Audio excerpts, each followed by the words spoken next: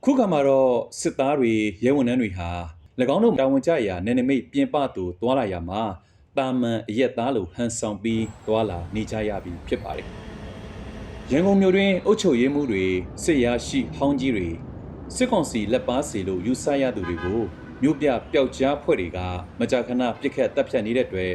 သေရဲရင်ထွက်ခက်လို့ပြောဆိုခံရသူတွေရင်ဆိုင်ရလိမ့်ရှိတဲ့အကြောက်တရားဟာ၎င်းတို့ထံတဖန်ပြန်လှည့်သွားပါတယ်။အရင်က၎င်းတို့ခီးသွားရင်ကား dashboard ပေါ်မှာစစ်အုပ်ထုတ်တင်စစ်ယူနီဖောင်းကိုထိုင်ကုန်မှာချိတ်ထားတဲ့နီးလန်းတွေတုံးပြီးဂုံစာစွာနဲ့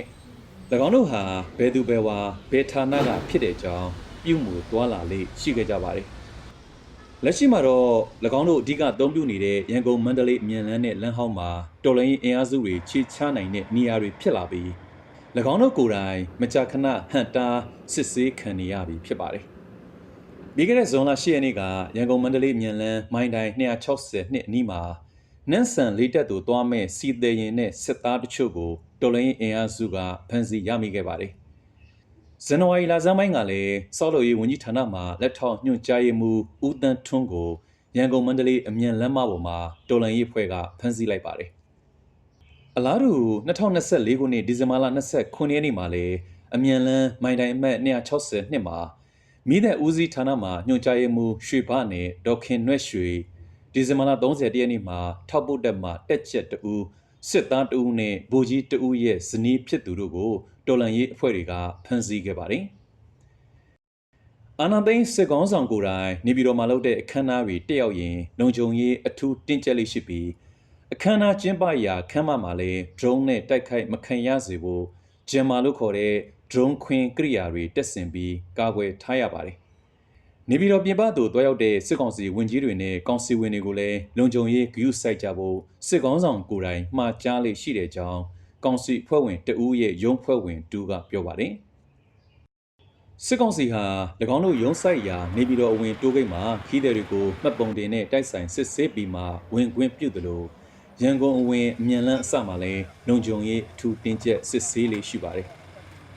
ပြည်ထောင်ရေးနဲ့ကာကွယ်ရေးဝန်ကြီးဌာနတို့မှဝန်ထမ်းတွေကိုသပင်အတူညှက်ဖို့ညွှန်ကြားချက်တစ်ခုမတ်လကထွက်လာရမှာအဲ့ဒီသပင်ပုံစံရဘယ်သူဘယ်ဝါဖြစ်တယ်ဆိုတာသိတာပေါ်လွင်စေနိုင်တာကြောင့်ရဲတပ်ဖွဲ့ဝင်တွေကြားမှာမကြေမနက်ဖြစ်ခဲ့တာရှိတယ်လို့ဒူရဲအုပ်ရရှိတူဦးကဆိုပါတယ်။ခီးသွားရင်တောင်ကိုရဲမှန်းမသိအောင်ရဲဝတ်နဲ့သွာလာနေရတာအဲ့ဒါကိုသပင်ညှက်ဆိုတော့သပင်ကြည့်တာနဲ့ရဲမှန်းတန်းသိအောင်လုပ်တယ်လို့မဖြစ်ဘူးလားလို့အဆိုပါအရာရှိကမေကွန်ထုတ်ပြောဆိုပါတယ်။အထက်မှာဖော်ပြခဲ့တဲ့ခြေနေတွေကြောင့်နေပြည်တော်နဲ့မြို့ကြီးတွေကစစ်ကောင်စီလက်အောက်ခံတပ်ဖွဲ့ဝင်တွေအပြင်ဝန်ထမ်းရာရှိနဲ့အမှုရန်တွေဟာ၎င်းတို့ရဲ့လုံခြုံရေးအခြေအနေကိုအထူးစိုးရိမ်နေကြရတယ်လို့သိရပါတယ်။နေပြည်တော်မိသားစုရှိရာကိုတပတ်တစ်ချိန်ကိုပိုင်ကားနဲ့ပြန်လေးရှိပေမဲ့လည်းအခုတော့မိရထားဝေးပြေးကားတွေနဲ့သာမထင်မရှားသွားလာရတော့တယ်လို့ရန်ကုန်မြို့ကအသက်40ကျော်ရွယ်ဌာနဆိုင်ရာဝန်ထမ်းမျိုးသားတူကပြောပါတယ်။ခီးသွားရင်ပတ်စံအိတ်ထဲဝန်ထမ်းကတ်ကိုမထည့်ရတော့ဘူး။ PDF တွေနဲ့တွေ့လို့ဝန်ထမ်းမှန်သိရင်ခေါ်သွားမှလဲစိုးတယ်။အဲ့ဒါကြောင့်မို့အများပြည်သူလိုပဲသွားလာတော့တယ်လို့အဲ့ဒီမျိုးသားဝန်ထမ်းကဆိုပါတယ်။စစ်ကောင်စီအုပ်ချုပ်မှုအားကောင်းတဲ့ဒေသတွေမှာသာဝန်ထမ်းတွေပုံမှန်တိုင်းပြုမှုနေထိုင်သွားလာနိုင်ကြပြီးတော်လိုင်းအင်အားစုတွေတိုက်ခိုက်သိမ်းပိုက်ထားတဲ့ရခိုင်ပြည်နယ်ရှမ်းပြည်နယ်မြောက်ပိုင်းတို့မှာတော့စစ်ကောင်စီအုပ်ချုပ်ရေးရန်နေရာမရှိတော့ပဲဝန်ထမ်းများပြဟာလည်းမြို့ကြီးတွေမှာရှိတဲ့ဌာနတွေစီကိုခယူဖျဲနဲ့တင်းရှောင်နေကြရပါတယ်။ပြီးခဲ့တဲ့၄နှစ်တွင်ဇာတိမြေကိုပြန်မသွားနိုင်တဲ့ဝန်ထမ်းတွေအများပြားရှိခဲ့ပြီ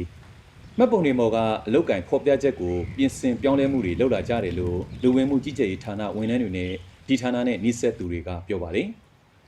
အခုဝန်ထမ်းတွေရောစစ်တပ်ကမိသားစုတွေရောမှတ်ပုံတွေမှာအလုတ်ကင်ပြောင်းကြတာအတော်များတယ်။အဓိကခီးသွားတဲ့အခါကြောက်ကြလို့တော့ပြောတယ်လို့ပဲခူးတိုင်းကလဝကဌာနနဲ့နှိစက်သူတူကဆိုပါတယ်။ရန်ကုန်မန္တလေးအမြန်လန်းလျှောက်မှာစစ်ကောင်စီတပ်စခန်းတွေ10နဲ့ချီထားရှိထားပေမဲ့လည်းတော်လှန်ရေးတပ်ဖွဲ့ဝင်တွေရဲ့တိုက်ခိုက်ခြင်းမကြာခဏခံနေရပါတယ်။ဒီအမြန်လန်းဟာမိုင်360ရှိလျက်ပြီးကြားထဲမှာနေပြည်တော်ပဲခူးတိုင်းစတဲ့နေရာတွေကိုဖျက်ဆီးဖောက်လုပ်ထားတာဖြစ်ပါတယ်။ရန်ကုန်မန္တလေးလမ်းဟောင်းပေါ်မှာတည်ရှိတဲ့ကြောက်စဲမြင်းကြံနဲ့မိထီလာခရိုင်တွေဟာစစ်တပ်ထောက်ခံမှုအားကောင်းတဲ့ဒေသတွေဖြစ်ပါတယ်။ဒါပေမဲ့လည်းတောင်ငူမြို့နယ်နဲ့ရီတာရှည်မြို့နယ်တွေမှာတော့ ပဲခူးတိုင်းကတော်လှန်ရေးတပ်ဖွဲ့ဝင်တွေလှုပ်ရှားနေတဲ့အတွက်တိုက်ပွဲတွေမကြာခဏဖြစ်ပွားလေရှိနေပါတယ်ခုနှစ်ဖေဖော်ဝါရီလ25ရက်နေ့နဲ့26ရက်နေ့ကရန်ကုန်မန္တလေးလမ်းဟောင်းနဲ့မြစ်ထားလမ်းရဲကင်းစခန်း9ခုကိုတော်လှန်ရေးတပ်ဖွဲ့ဝင်တွေကဝင်ရောက်တိုက်ခိုက်ခဲ့ပြီးစခန်းတွေကိုသိမ်းယူခဲ့ပါတယ်ပြီးခဲ့တဲ့နှစ်2024ခုနှစ်ဒီဇင်ဘာလ23ရက်နေ့ကလည်းအမှတ်40မြင်းညံဖြိုင်တရင်မှာတော်လိုင်းတပ်ဖွဲ့ဝင်တွေကနထိုးကြီးမြို့နယ်ရှိရန်ကုန်မန္တလေးအမြန်လမ်းမိုင်နိုင်318နဲ့319ကြားရှိလမ်းနှစ်ဖက်စလုံးကိုပိတ်ဆို့ပြီးခီးသွွားပြည်သူတွေနဲ့တွေ့ဆုံစကားပြောဆိုခဲ့ပြီးတော့၎င်းတို့ရဲ့နေမြေစိုးမိုးနိုင်မှုအခြေအနေကိုပြသခဲ့ပါတယ်အဲဒီလိုတွေ့ဆုံစကားပြောဆိုရမှာတော်လိုင်းရေးတပ်ဖွဲ့ဝင်တွေအနေနဲ့စစ်ကောင်စီတပ်တွေကိုတိုက်ခိုက်မှာဖြစ်ပြီးခီးသွွားပြည်သူတွေမလိုအပ်ဘဲအမြန်လမ်းပေါ်မှာခီးမသွားကြဖို့ညပိုင်းချိန်မှာမထွက်ကြဖို့တိုက်ပွဲဖြစ်ပွားနေပါကကားဆက်မမောင်းမဲလုံခြုံတဲ့နေရာတွေမှာနေထိုင်ကြဖို့တတိပေးခဲ့ပါတယ်ဒီလိုခြေနေတွေရှိနေတာကြောင့်ဝစ်စားစင်ရင်မှုကိုစင်ကျင်းနေရတယ်လို့အထက်ပါရဲရရှိကပြောပါတယ်ကျွန်တော်တို့ဆိုရင်တန်းစီတဲ့အချိန်မဲ့ဝတ်တာကျန်တဲ့ချိန်ကအရဲဝတ်နဲ့ပဲသွားတာယူနီဖောင်းကြီးဝတ်ပြီးဂုံစားလို့ရတဲ့ခေတ်လည်းမဟုတ်ဘူးလေယူနီဖောင်းကကိုယ့်အသက်အန္တရာယ်ရှိတယ်လို့ဒူရဲအုပ်ကဆိုပါတယ်